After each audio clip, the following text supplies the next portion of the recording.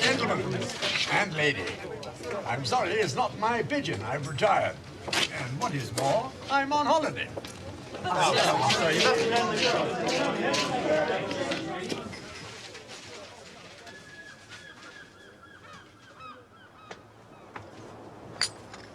Oh, Sir Henry. Yes, I'm sorry about the papers. Oh, stuff and nonsense. It's a damn nuisance. They tried to put the brakes on, but someone leaked it. Good morning, Dolly. This is appalling. Listen to this. Colonel Arthur Bantrys, squire of the small village of St. Mary Mead, has told police that he cannot explain the presence of the murdered platinum blonde, glamorous nightclub chanteuse Ruby Keene, who was found strangled in the library of his house, Gossington Hall, in the early hours of Saturday morning. Mrs. Bantry, it is understood, has gone away to the seaside. I must telephone to Arthur at once. Heaven knows what he'll be thinking if he reads any of that kind of trash. Excuse me, Henry.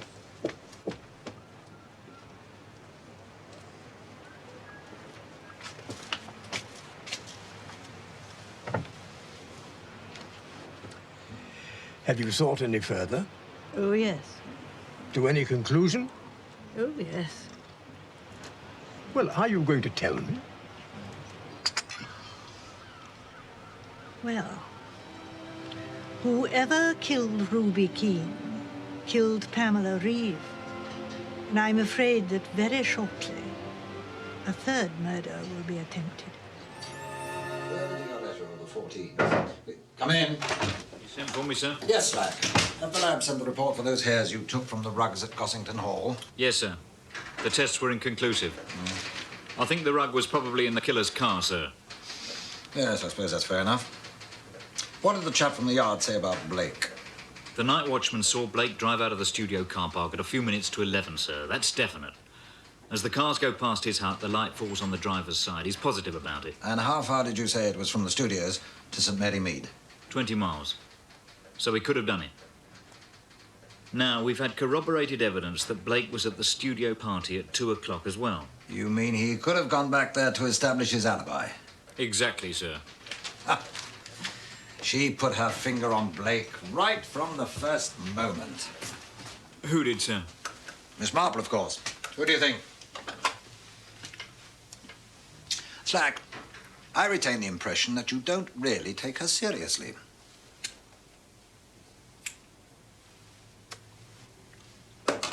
I'll do you. In what way, sir? Let me give you a piece of advice.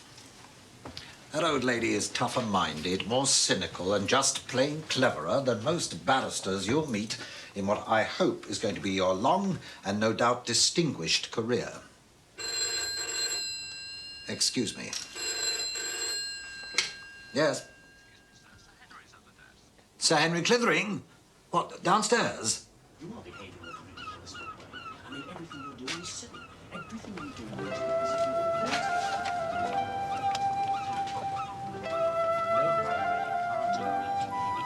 Good morning.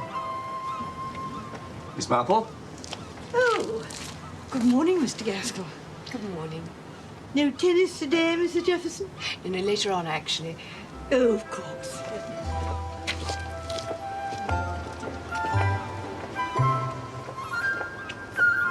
But with respect, Sir Henry, we've already taken statements from all Pamela Reeve's friends. Her friends at school and the girls who were at the Girl Guide rally.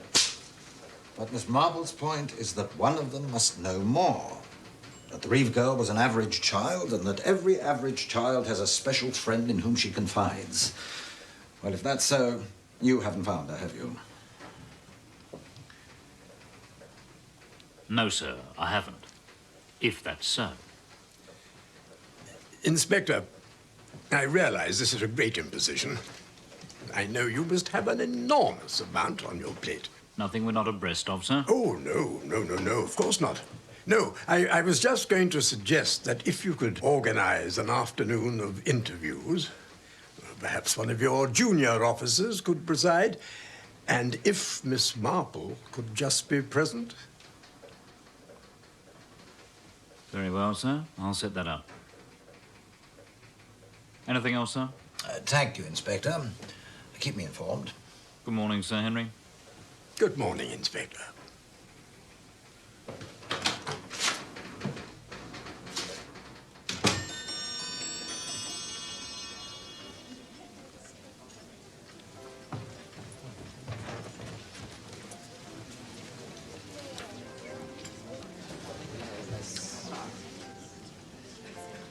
Excuse me, are you a detective? No. Somebody told me you were a rather important detective from London.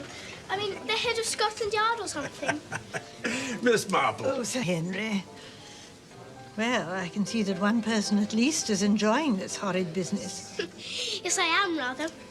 I've been sniffing around to see if I could find any clues, but I haven't. Got a souvenir, though. My mother wanted me to chuck it away. Honestly, parents. Look at this. Fingernail, you see? One of hers. Fingernail of the murdered woman. Oh. What do you think? Good, isn't it? Where did you get it? Well, it was quite lucky, really, because nobody knew she was going to be murdered then. It was on the night in question, you see. Ruby caught a broken nail on Josie's shawl, so my mother cut it for her and told me to chuck it away. I just put it in my pocket to chuck away later and forgot. Do you think it's nearly lunchtime? I'm very hungry. Josie! Josie! Hello. Hello, Peter. How are you? Oh, good morning, Miss Turner. Is everything all right? I can't leave the hotel. Reporters, they don't care, do they? I daren't leave the building. Oh, dear. Anyway, better get on. Josie, I want to interrogate you. How long did you know the deceased? Peter, It's been worrying me how to account for her nails. Her nails? Well, they were so short. A girl like that usually has elegant little claws. But I suppose if she'd torn one, then she might have had to clip the others to match. I wonder. I don't know. Well, Oh, there's Slack. I'll go and ask. Inspector? Yes, Sir Henry? Just a detail. Did you find any nail clippings in the girl's room? Yes, sir. Whole lot in the wastepaper basket. Oh, good.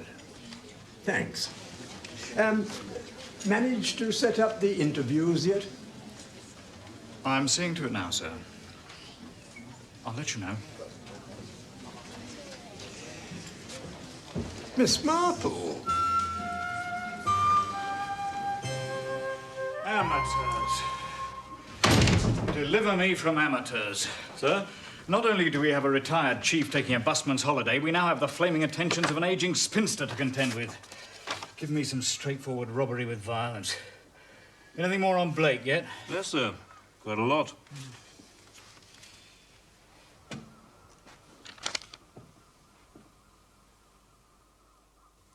Gotcha. I don't want it. But, sir, Get out.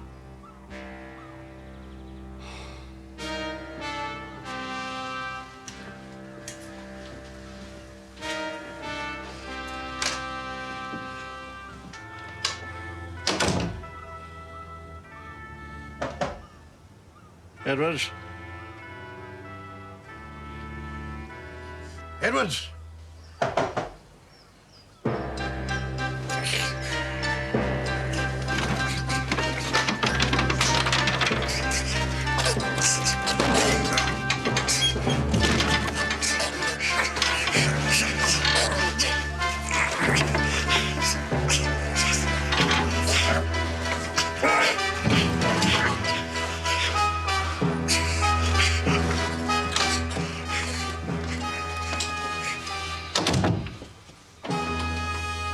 Oh, Mr. Gaskell.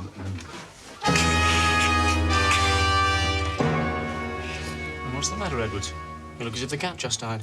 I'm not sure he'd welcome a visit, sir. What is it today? The glooms or the shouts? He's refusing his medication, sir. Oh, that's bad. How's about me trying? Well, you can try, sir. Good. You bring it out. Very well, sir. Morning, Jeff. What have you been up to? Humping furniture? 5 black marks for overdoing it. Oh, go to hell. Now, Jeff, would you like Adelaide to come up and have coffee with you today?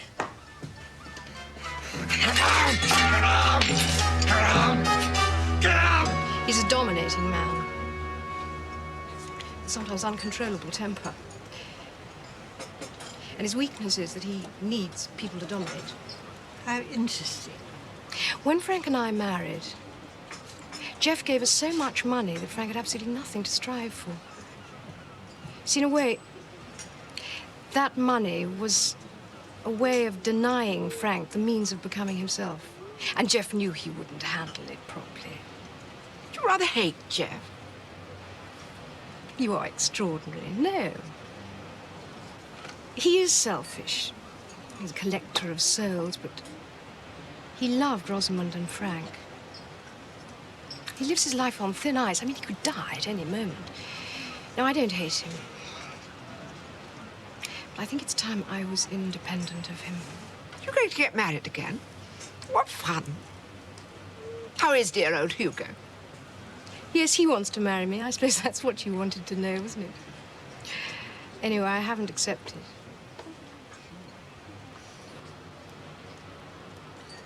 Forgive my asking, Mrs. Jefferson, but I wonder, did you like this poor dead girl, Ruby Keene?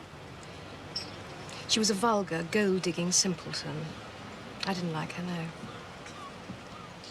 When I discovered what she was up to, I'm afraid I was very angry.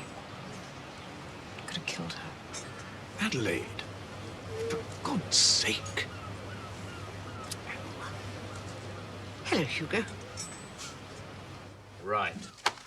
So, we know that Blake left the studios and returned, giving him time to carry out one or both murders. We've established his presence in Danemouth on 3 separate occasions and his presence at the Majestic at least once. We've established that he knew Ruby Keene. Blake lied about when he left the studio party, lied about being at the Majestic. I think it's time we had a look at Mr. Blake's car, don't you? Tell Blake we need a statement, just routine. We can have a shufti in his automobile while he's making it. Have you set up those interviews with the schoolgirls? Oh, yes, sir. All the girls in Pamela Reed's form are also in the Girl Guides. Right. What about the financial inquiries? Sir? Mrs. Jefferson and Mr. Gaskell. Oh, yes, sir. They're both hard up, matter of fact. Gaskell's in debt, quite a packet, but I thought we'd drop them. Cast iron alibis. 100,000 green ones is as good a motive as you'll get, but it won't wash in this case. Now, I think we'll have a look at Mr. Blake's car.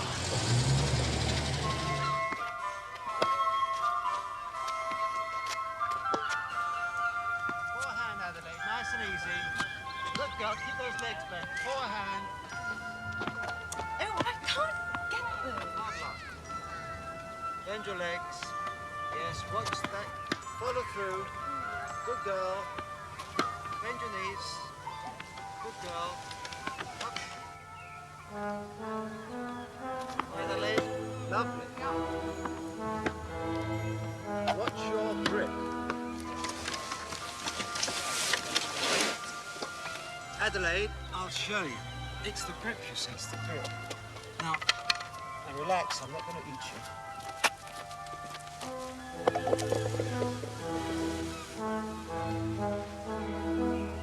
You see the fork of the thumb there, on there, and grip it nice and tight. You see that?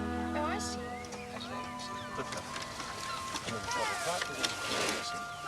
Keep square, right direction. All right? Good girl.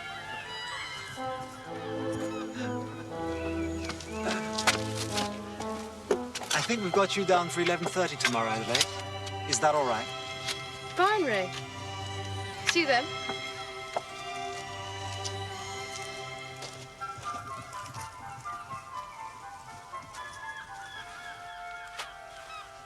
I'm improving, don't you think? Oh, Hugo, stop being so grumpy.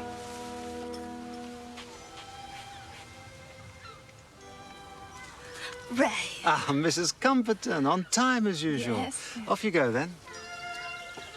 That fellow damn nearly... Just don't damn well like it, that's all. Oh, Hugo, stop stuffing your shirt. I can't help how I feel, Adelaide. It's the way I am. I thought I meant more to you. Did you know that Hugo McLean was staying over at Danebury Head when all this happened? Hadn't far to come when he was summoned, had he? What a coincidence. Isn't it? Yes, Inspector. I know where you are. Just off Castle Street. Not at all. I'll drive over to HQ this afternoon. Thank you.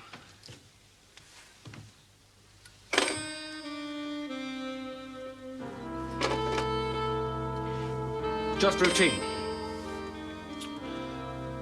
I mean, the police were bound to want to question me. What's going on, Blake? Blake? I've got something to tell you, Dee Lee.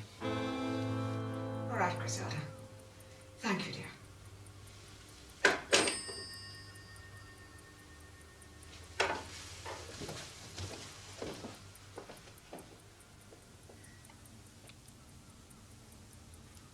I must go back to Gossington. Griselda says that people are saying that I left because I couldn't bear the shame of it. That must mean that they think I believe all the horrible things they're saying. I'll keep this sweet on, Jane. You will stay, won't you, and clear this thing up? Oh, Jane, you're so clever. Why haven't you solved this mystery by now? We don't seem to be getting on at all. I thought you'd know at once. No, dear. I didn't know at once. Not for some time. What? You mean you know now who killed Ruby Key? Oh, yes. Yes, I know that. It's a question of the others. Who else, you see? Jane, you're not to tease me. You're to tell me at once who it is and what you mean. Oh, no, that would never do at all, Dolly, dear. Why wouldn't it do? Because you're so indiscreet. Go around telling everyone. Or at least hinting. No, no, there's a long way to go yet. Great many things that are still quite obscure.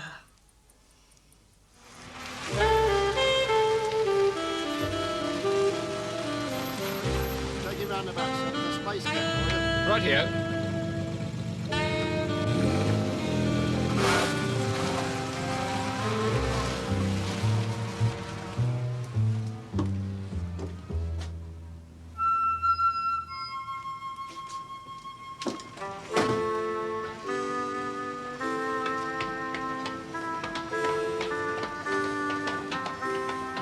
Okay, let's start at the back of the car. When Slack says 10 minutes, he means 5. Right, sir.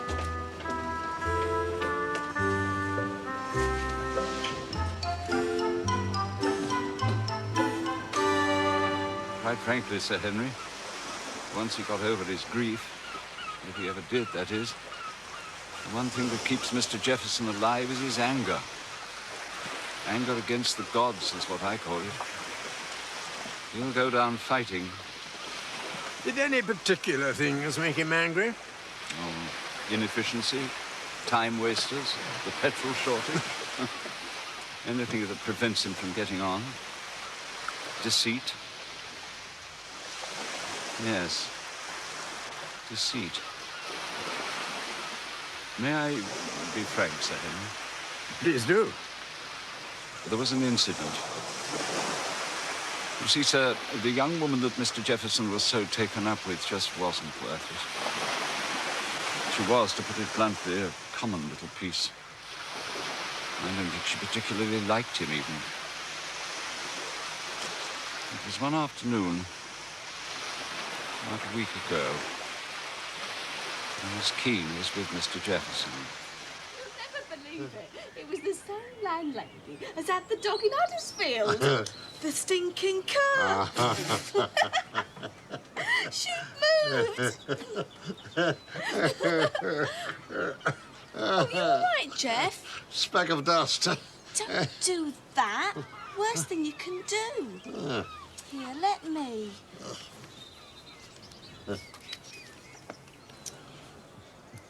Now, come on. Be a brave boy and open it. Come, that's it. Look up, look up. Oh, come on, you little beggar. There, got ya. Someone's been sweeping their chimney.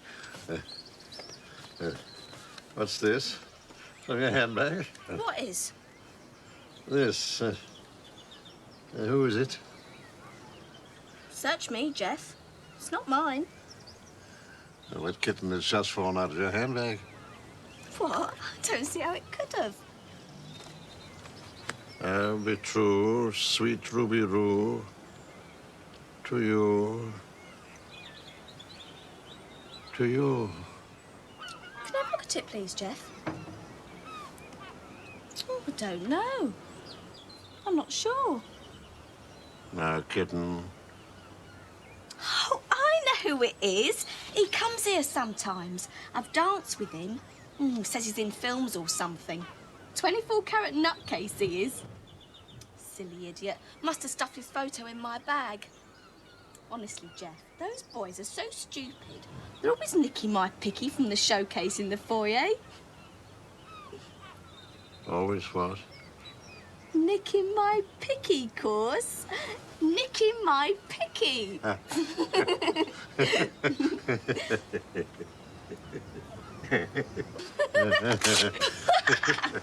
I don't think Mr. Jefferson quite believed her.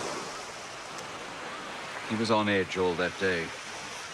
He completely lost his temper in the afternoon with his broker on the phone. All things returned to normal, of course, but I fancy he was more watchful of her from then on. He asked her more questions about what she was doing. Did you see the photograph? No, sir. What do you think he would have done had he discovered she had a secret lover? Quite honestly, sir, I think... in his state of health, I think it would have finished him.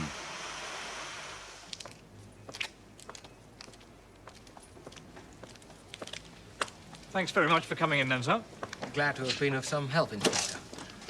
I hope you don't feel you've wasted your time. Not at all. Forensic lab. Drive carefully then, sir. Cheerio, Inspector. Bye now.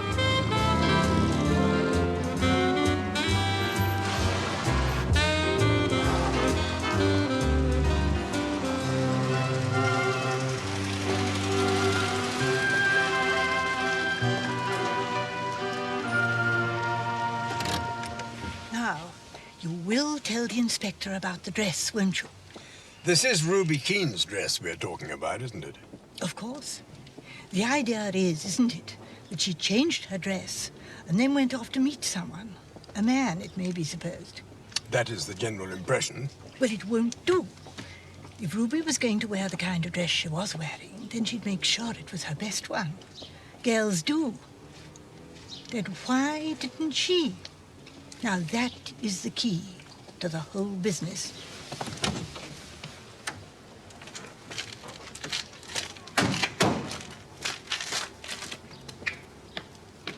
Good. I think that's all the questions I've got for you now.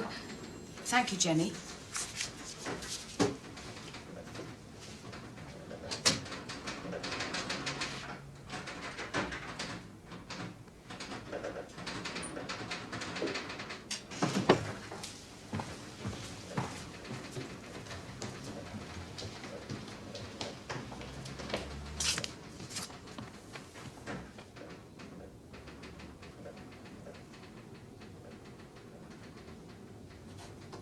I've interviewed all 6 girls, Miss Marple.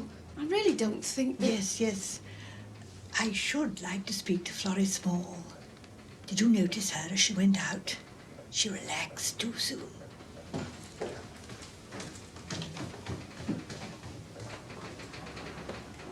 Florrie Small? Florrie Small. It's all right. We just want to have another word with you.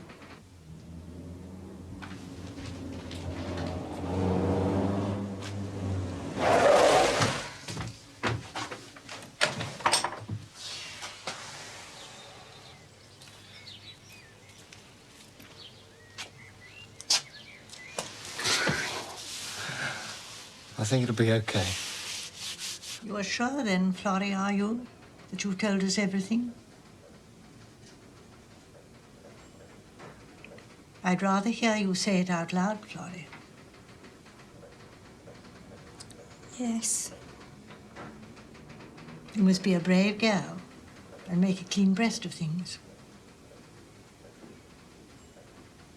Florrie Small, if you refuse to tell us what you know, it will be a very serious matter indeed. Very serious. Practically perjury. And for that, as you know, you can be sent to prison. No. Now, Florence, don't prevaricate. Tell me everything you know at once. Pamela was not going to Woolworths, was she? Something to do with films, wasn't it? Wasn't it, Florrie?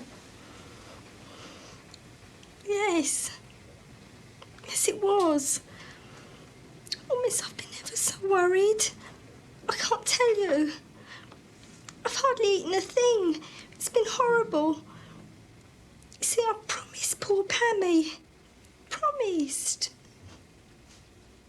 All Edwards could tell me was that Ruby Keene referred to the chap in the photograph as something to do with films. Blake again. Blake is Inspector Slack's favourite. He lied about his movements on the night of the crime, and now we found some hairs on the upholstery of his car. We're having them checked against those we found on Ruby Keene's dress. Ah, now, talking about this dress, there's something I should like to suggest. Yes? Now, look here, Melchett, you don't think I'm interfering, do you? I suspect you're going to talk about Miss Marple again, aren't you? All right. What did she ask you to tell me? Well, it's about the girl's dress. But we've been... Miss Marple says it's the key to the whole business. Now, Florrie, take your time, dear, and tell us what Pammy told you. It's when we were walking up the lane to the bus, on the way to the rally. But she told me. Pammy asked me if I could keep a secret. Well, can you? Of course I can. Swear it. I swear. Promise, Pammy, I won't tell. Do you remember when we went shopping last time? Yes. I didn't only do that. I met a man. Pammy. Oh, it's all right. Nothing like that. What then? Oh, he picked me up all right on the front. Just started talking to me. What about? 3 guesses what I'm going to do after the rally this afternoon. Pammy, you're not. Not that dope. Give up. Film test. I'm going to be tested for a film. Get off. That's what I reckoned at first. He's told me I mustn't be disappointed. He's looking for a particular type, he says, and he won't be able to tell until he sees me on film. But Pammy, how do you know? Well, you know that... Oh, he was terribly businesslike. If there was a contract, he reckoned my parents should get a solicitor to look at it. And I'm going to be chaperoned at the test. A woman will be there all the time to help me. Someone who really knows what's happening. Oh, Pammy, that's amazing. And where was Pamela supposed to meet him? At his hotel. You don't know which one? No, she didn't say. And where was this supposed film test to take place? He said they had a small studio in Weymouth. I see. I should have stopped her. I should have. I should have. Come in. 2 scotches, sir. Good. What is it, Slack? The lab, sir. The hairs we found on the girl's dress are identical with those we took from Blake's car. Congratulations. Good work. I had a feeling it would be ordinary police work that had cracked this one, sir. What about the second murder? Have you tied that in yet? I think that's only a matter of time. The lab says we can have something barrister-proof by morning. Then we'll pull Blake in. Once we've got a charge that sticks, I'll get the second murder out of him easily. I wouldn't be too sure about that. Why do you say that, sir? Well, I checked him out a bit myself, you know. He was a conscientious objector during the war. That'd be par for the course. Yes, he joined the Fire Service Auxiliary. Got the George Medal. Good night, Slack.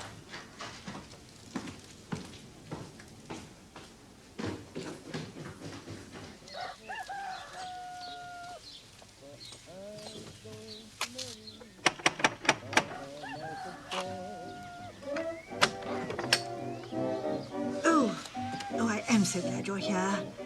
May I come in? Sure. Why not?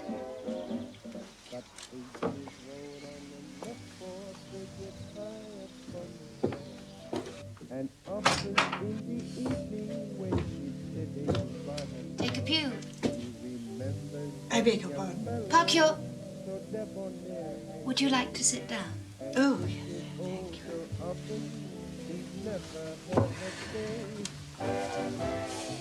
So what is it this time? This time? So far I've had the Nave Restoration Fund, the Needlework Guild, the Bishop's Appeal for Deep-Sea Fishermen. What are you, Boy Scouts or unmarried mothers? All right. Don't answer that. You've only come to look around. I've taken to giving conducted tours and charging a couple of bob. Where would you like to start? The kitchen. I came to offer you some advice. Oh, my God. The League of Decency. Which I hope might help in the difficult time ahead. What are you talking about? I want to advise you most strongly not to continue using your maiden name in the village. In a short while, you'll need all the goodwill you can find. And there's a prejudice in old-fashioned country places against people who are not married, living together. Oh, it's amused you, no doubt, calling yourself Miss Lee when you are, in fact, Mrs. Blake. And it has helped to keep all but the most curious at a distance. But the time for such games is over.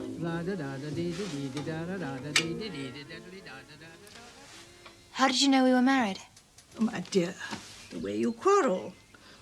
You quarrel like people who are tied to each other by more than a mere love affair, you see. You're astonishing. I thought you'd been to Somerset House or something. Oh, Somerset.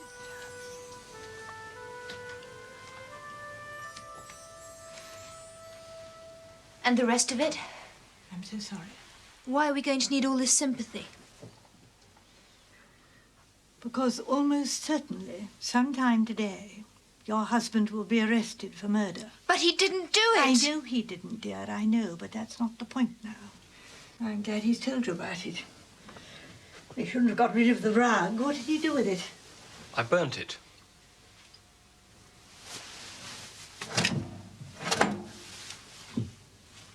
But you didn't clear up properly. Look, that would be enough. And your car. How thorough were you? Car. I'm not cut out for this, am I? How much do you know? I should like to know more. All right. I'll tell you. Dinah and I had a row. I left the studio party early. The truth is, I'd had a skinful.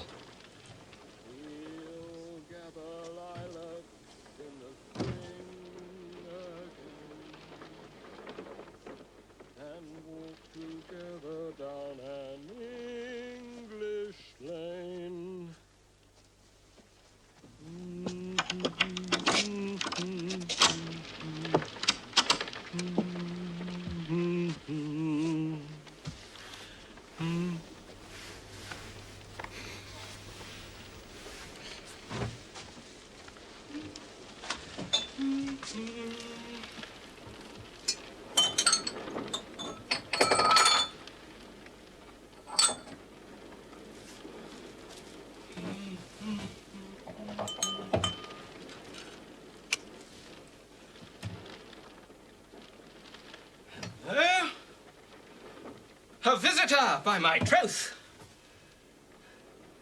Oi, oi. Wake up.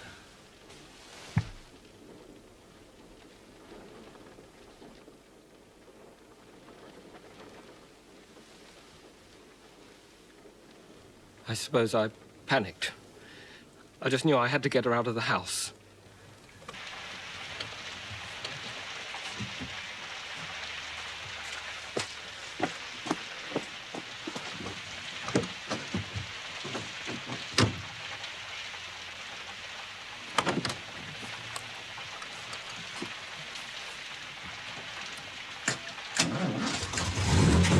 I had no idea where I was going.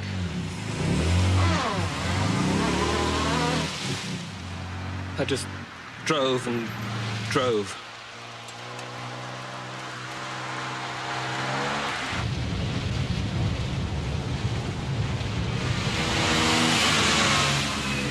Maniac!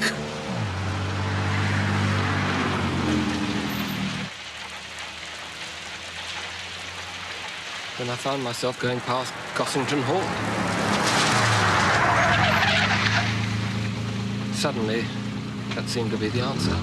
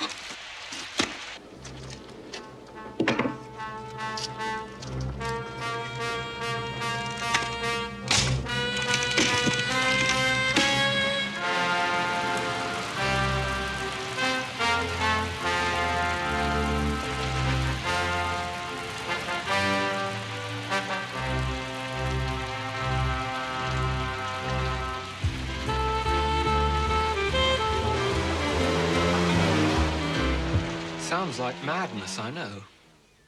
But I thought it was rather a good joke. Bantrys can be an appallingly pompous ass, you know. It seems so wonderfully incongruous. Girl like that, his library. It's a cruel trick. I know. But didn't you know who it was? No. I hardly knew Ruby Keene. And the face was... Yes, yes. What are we going to do about this, Blake? Well, may I suggest that you engage the very best of lawyers? The police.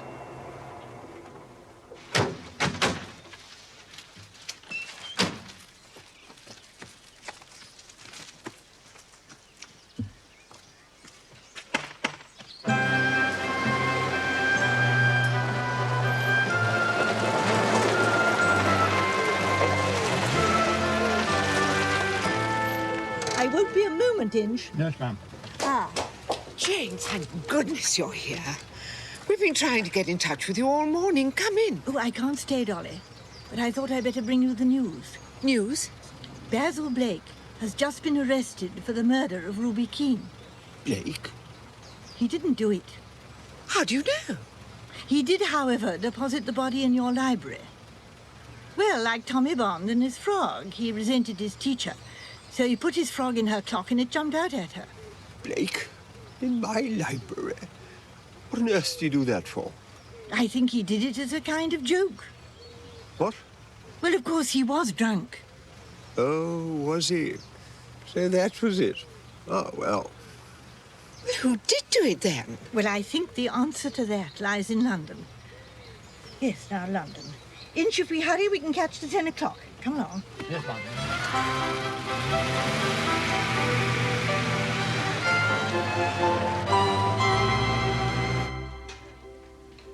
I'm not sure you should be seen with me, old man. Oh? How's that? Suspect number one. Top of the list. Oh, come off it, Gaskell. What is it? Certainly somebody I don't want to be seen with. Excuse me to the King of Wimbledon, will you? Not the subtlest of human beings, is he? I don't know why he has to be so bloody rude about it. Hardly spoken to the man. What are you drinking? Look here, Star. I think there's something you should understand about Adelaide. What's that? Well, you do realize that Adelaide believes in the code of the Jeffersons, don't you? What does that mean? Well, it just means that true Jeffersons aren't in the habit of marrying tennis players, old boy. That's all. Other whiskey, please. Afternoon, Ray.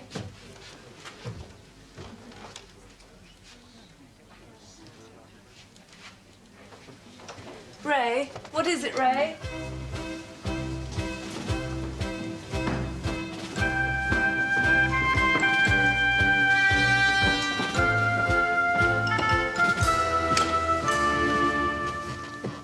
Mr. Jefferson is expecting you. Right. I'm off then. Lucky you. Pine down the local. Not a hope. Back to HQ, another session with Blake. Stubborn, isn't he? By midnight. One confession, signed and sealed. Do you want to bet? Slack. I wonder if we could have a word. Of course, sir. Miss Marple? Oh, do they? Yes, yes. I've just returned from London. Somerset House, you know. And I just thought that perhaps...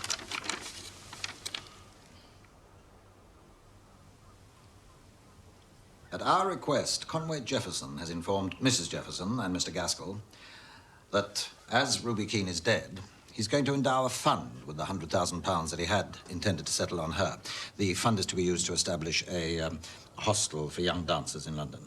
That's right, yes. He has also told them that he's going to finalize the details with his solicitor tomorrow. Now, this is what I want done. It'll be dark in a couple of hours, so we've got to move quickly.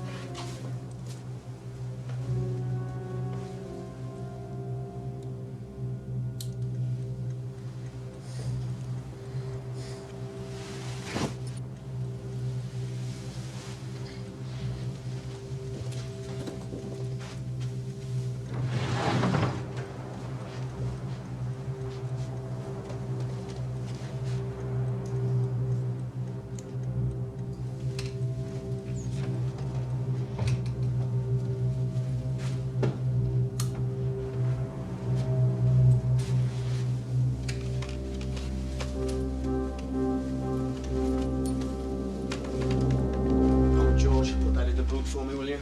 Good man. Mary, cancel breakfast for me tomorrow, will you? I'm motoring to town. Oh, I'm frightfully sorry. If anybody should want me tonight, they can ring me at my flat. I'm in the book. Be back about lunchtime tomorrow, all right?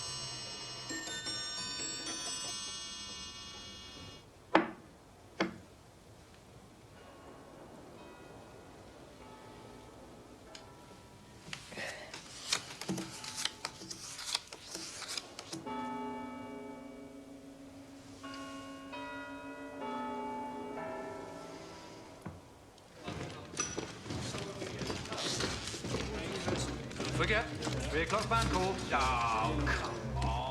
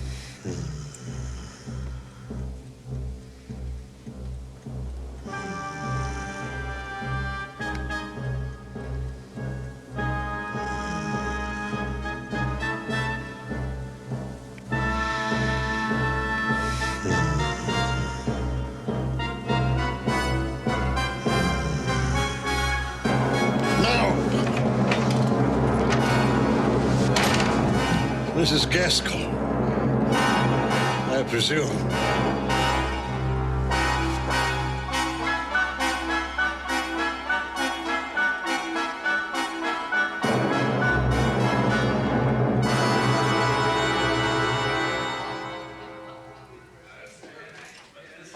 I'm sure you did. Now, Jack, before the Jeffersons and the Blakes get here, you've absolutely got to tell us how you did it. Oh, yes, please do, my dear. I'm afraid I don't understand at all. What about you, Melchett? Well, yes, but I think Miss Marple should explain. Well, there are 1 or 2 things I'm not quite clear about.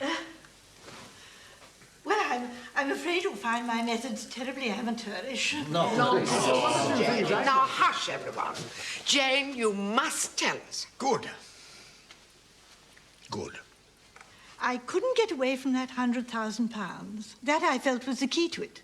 But whether it was Mrs. Jefferson or Mr. Gaskell eluded me. They both had solid alibis. And it wasn't till Dinah Lee mentioned Somerset House, marriage, of course. And as we since discovered, Mark Gaskell was married to Josie Turner, and they were keeping it a secret until Mr. Jefferson should die, which they hoped might be soon. Do you see? No, Miss Marple, I'm afraid I don't. Hardly a thing. Well, of course, it was the nails that worried me. Although Ruby Keene had cut hers quite short, the poor girl in the library had bitten hers. It just wasn't right. Too like a book to be true. And then, of course, I realized finally that the body in the library wasn't Ruby Keene at all. Well, then whose body was it? Pamela Reeves.